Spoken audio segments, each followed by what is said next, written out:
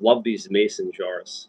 Um, this one I'm using now has like a little hole at the top, so you can put a straw down in it and drink right out of it. What I'm drinking right now is a Thai iced coffee called Oleong. It's really, really good. The coffee comes black with sugar blended into it already. So all you need to do is add a little bit of ice and a little bit of cream, and you are all set to go. It's really good stuff. Um, Ever since I started drinking this, I have a hard time drinking Dunkin' Donuts because honestly, it just tastes like watered down coffee. Um, what's going on, Twig LaFig?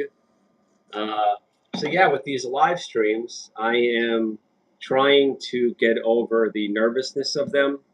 I have typically only done regular videos and shorts, and the live stream is a completely different beast because obviously it's live.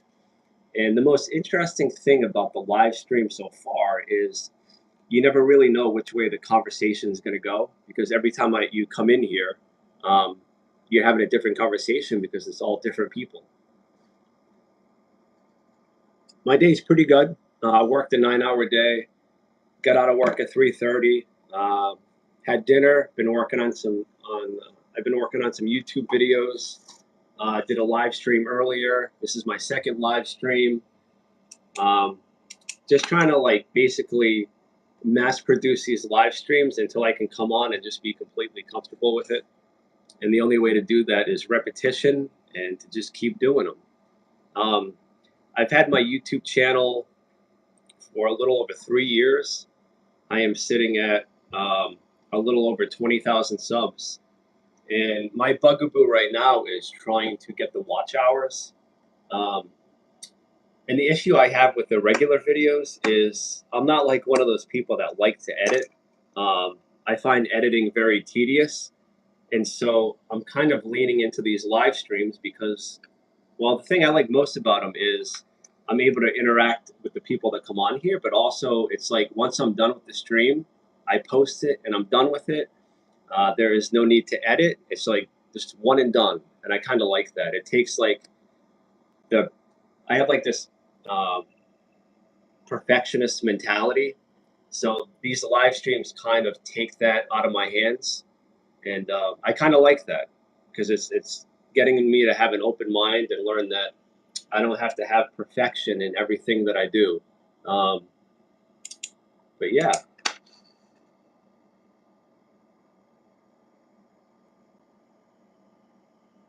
yeah, I hear you. The thing that can be tough with the live streams is if nobody's commenting or saying anything, it's kind of like, okay, where do I go with this conversation? Because, you know, people like talking about different things. And I don't want to be talking about something that people aren't interested in. So it definitely helps when people come in here and help uh, take the conversation in a certain direction. 20,000 subs, yeah, I know. But I think at least with the live stream, I just started doing it, so it might take time and repetition to start getting more views. And a lot of my subs come from the YouTube Shorts, so it's a completely different audience. I don't know if like people that watch the YouTube Shorts, if like those same people watch the live streams. I have no idea.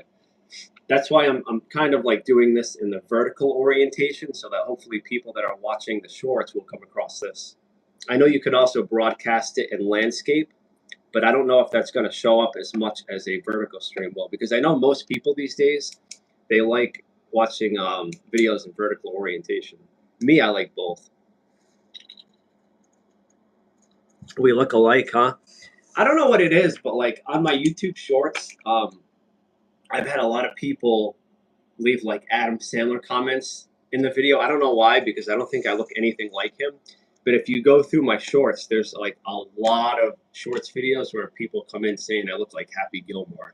I don't see it. I mean, I don't even have the same hair color as him. But I'm like, thanks, but I wish I had Adam Sandler money. That would be nice.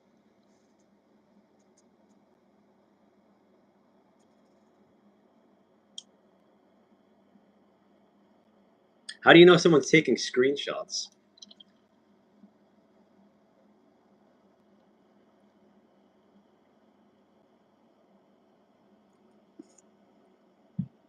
But yeah, this YouTube thing is like you got to kind of keep at it because I mean there are plenty of days I wanted to give up on it. Like my first year, I think I only had 400 subs, and there were days that I wanted to quit.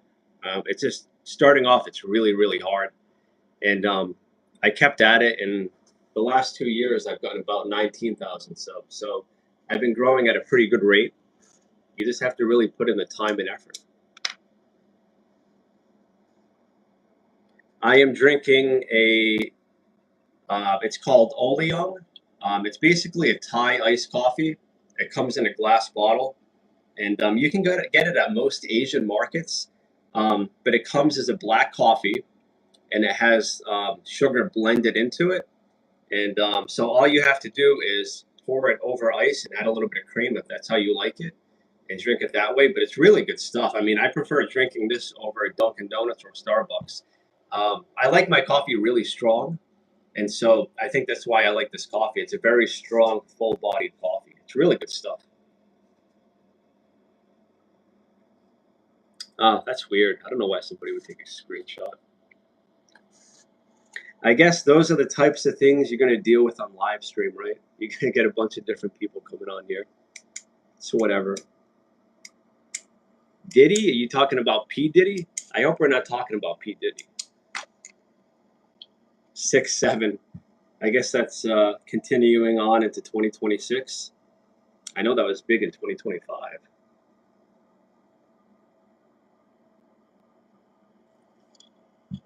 Yeah, I'm just hanging out in my room here. I have the air conditioning going. I hope you don't. I hope you guys can't hear the air conditioner. I'm going off the speaker here to hopefully minimize the background noise. Asian cuisine is amazing. I really like Thai food, but I try to stay away from like the spicy dishes. I can't do spicy, but I do love Asian cuisine. I love pad thai. I like lo mein. I like patsy ew. I like crazy noodle. Um, there's so much Thai food that I like.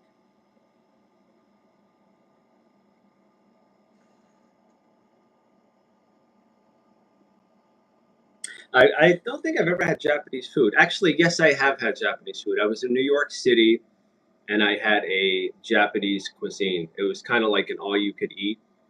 It was kind of like a hot pot, but it was Japanese food.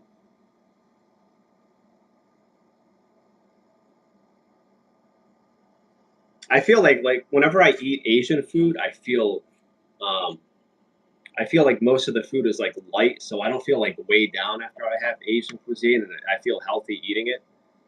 Whereas like American cuisine is like absolute shit, like the burgers and the hot dogs, and I don't even know if American cuisine is a cuisine. I think it's mostly shit food. Not that I don't eat it, but I think it's mostly crap.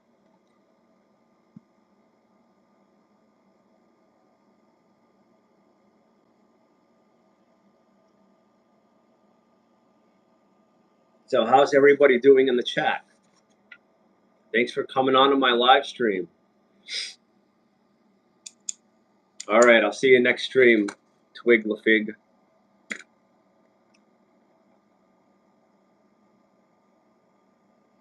But yeah, the thing I'm working on right now is trying to get the 4,000 watch hours.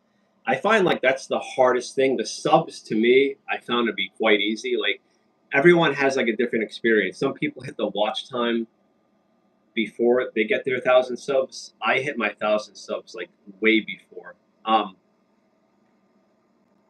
like my watch time is like comically low because I don't make a lot of videos. It's sitting at like 40 hours, and I need to get it up to at least 4,000 hours. So I'm hoping by doing these live streams it can help with the watch hours.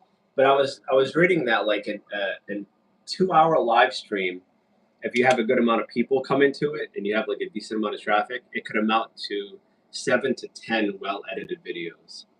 Because of the engagement factor, if you get a couple of people come in here and they spend 30, 40 minutes, I mean that watch time adds up quick.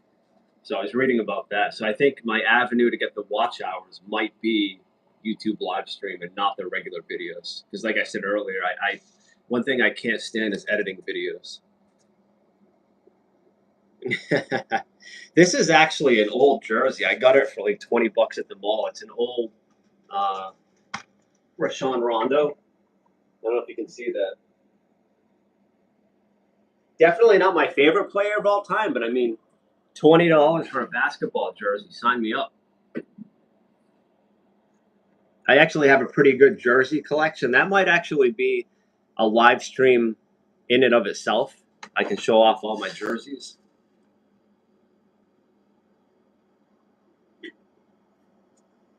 Has anyone been watching the NBA Finals?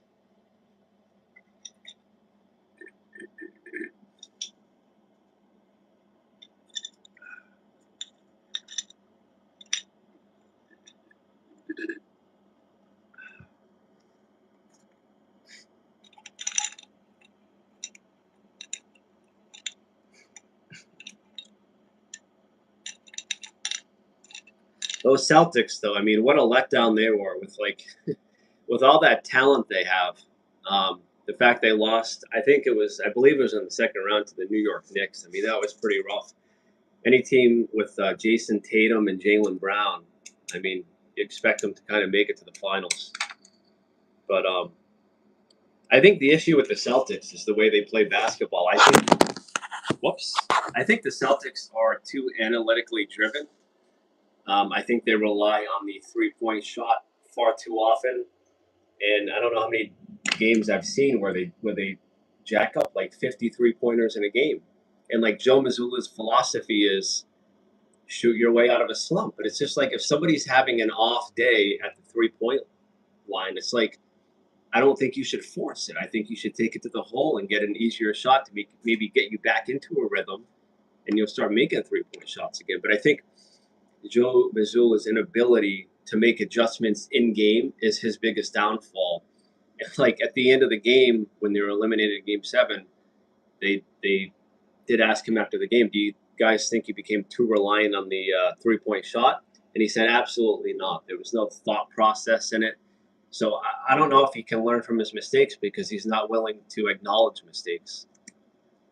Um, I mean, if I was the owner of the Boston Celtics, I would not only replace Joe Mazzulla, I would replace that whole coaching staff. I think you need to use analytics in the sport because analytics is prominent in all sports. But I think you can use analytics to a certain extent. I don't think you should let it be your whole philosophy because after all, it's like humans playing the game. Like you have that human element. So I just don't think that analytics should play as big of a part as it plays, especially in the NBA. There's no reason why a team should be attempting 53 pointers in a game. But I could dedicate a whole stream to talking about the Celtics and how I don't like the way they play the game of basketball. But I think it's more than just the Celtics. I think as a whole, I think it's like a European style basketball, and it's just predicated on the 3-point shot. And I think it's a boring game. Like I grew up watching the early 2000s basketball: Kobe Bryant, Kevin Garnett, Allen Iverson, Tim Duncan. Those early 2000s, I think that is some of the best basketball that's ever been played.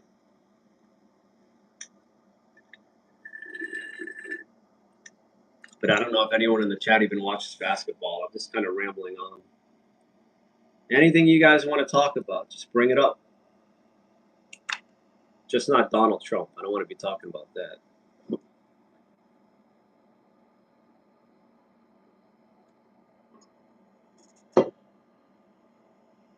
I try to stay away from politics as much as I can. Because no matter which way you lean, 50% of people are going to dislike you. Um, I don't belong to either side, to be clear. I think we need a party of logic. I think logic has left the building. What's going on in the chat? Anyone alive out there? Anyone have a pulse? I'm just hanging out in my bedroom looking to make conversation.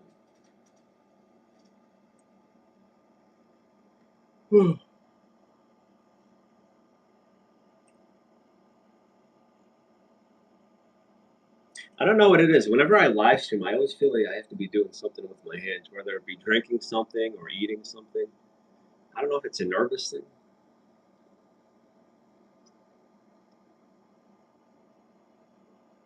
I'm probably going to end this stream in a little while, maybe another 5 minutes to go.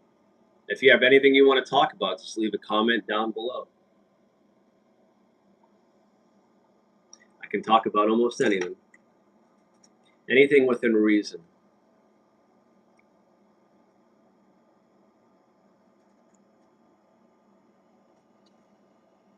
What's going on, everyone? I see a couple people in the chat, but nobody's talking.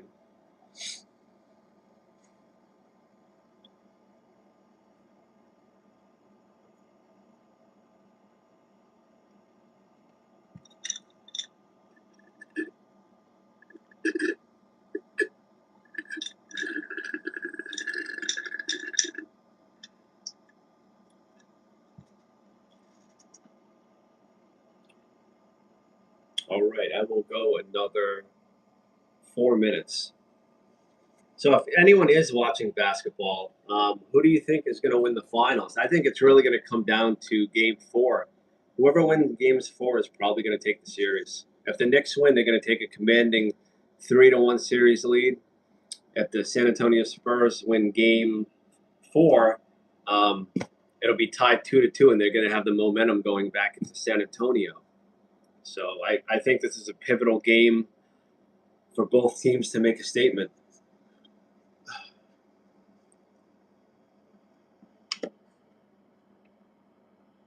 But I will say it's pretty impressive that Jalen Brunson was able to come back from that knee injury. I believe it was in Game 1 when that guy fell on his knee. Didn't look good when it happened.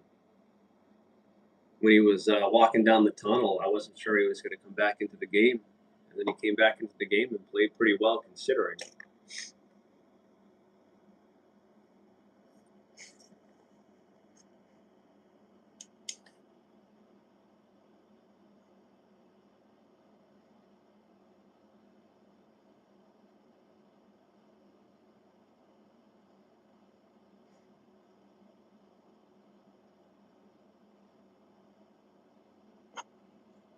All right, guys, I'm going to head out. But until my next stream, I hope you all have a wonderful day.